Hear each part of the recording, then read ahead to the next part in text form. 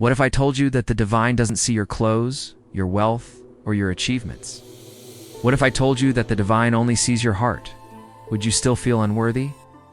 This is the story of a poor man who walked barefoot with nothing but love in his heart, and he left with a palace built by love itself.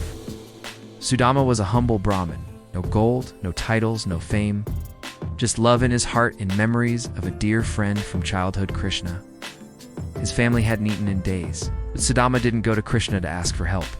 He went to see his friend, to offer a handful of poha, flattened rice, a simple gesture from a heart filled with love.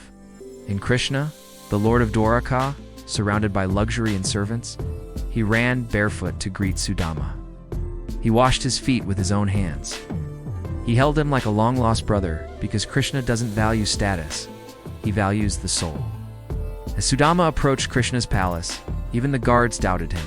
His clothes were torn, his feet were dusty. He looked unworthy.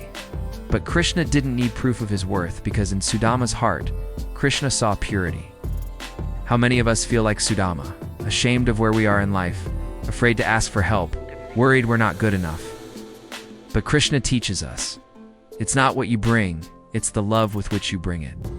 Your worth isn't measured by achievements, but it's measured by your devotion, your sincerity, and your truth.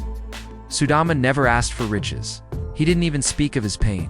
Krishna knew he felt every struggle that Sudama had endured. To those who love me with devotion, I carry what they lack and preserve what they have.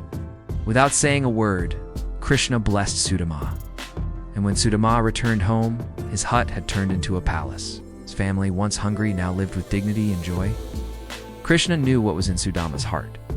Sometimes when we feel invisible or unloved, it's not that we're forgotten. It's that the universe is quietly preparing the blessing we never had the courage to ask for. Sudama didn't compare himself to others. He didn't try to impress Krishna. He just stayed true to who he was. And in doing that, he reminded us of something powerful. Self-love is not about thinking you're better than others. It's about being at peace with your true self.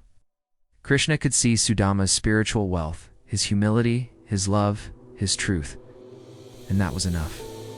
In a world where we're told to be more successful, more attractive, more social, Krishna whispers, you're already divine, you just forgot. There was a man working a low-paying job, barely got by, he stopped dreaming. He thought he wasn't worthy of anything better until one day he remembered Krishna's story. He sat in silence, closed his eyes and whispered, even if the world doesn't see me, you do. That night he applied to a course he'd been scared to try. 6 months later, he was working a better job. But more than that, he finally felt worthy again. It all began when he believed, like Sudama, that his love was enough.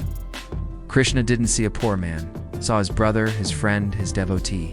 In every moment you feel small, remember Sudama, because you too are Krishna's beloved. And when your heart is pure, you never have to ask. He already knows you are loved. You are worthy. You're divine. If this story touched your heart, share it with someone who needs to remember their worth today. Comment below. What does self-love mean to you? Like, subscribe, and join the Radha Krishna Vibes family, where we rediscover love, devotion, and our divine potential. Jai Shri Krishna.